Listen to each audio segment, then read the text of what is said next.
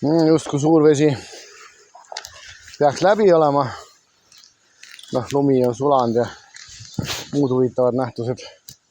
Siin Harku barjääri vanas osas vaikselt ka tellerdanud.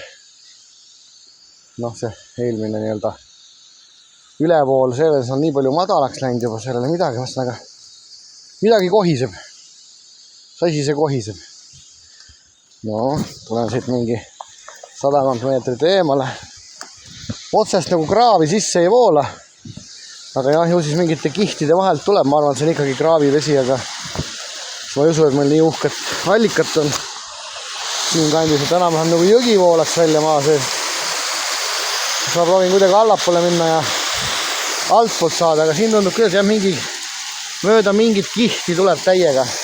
Kuigi siin kõrval sellele peakraavini on, ma ei tea, 100 meetrit ei ole, mingi 70 meetrit või ühesõnaga ta on seal puupiiride taga või seal, kus puud ära lõpevad.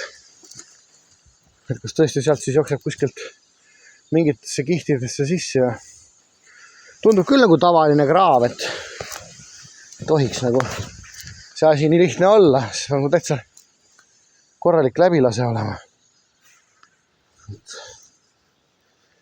Et mis huvitav nähtus see on. Toru siin ka vaevalt on.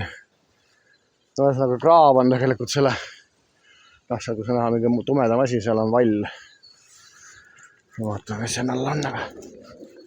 Aga ühesõnaga täitsa tühjast kohast voolab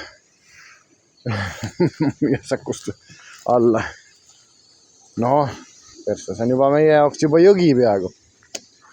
See on nagu väga huvitav. Aga ma vaatan siis altpoolt ka.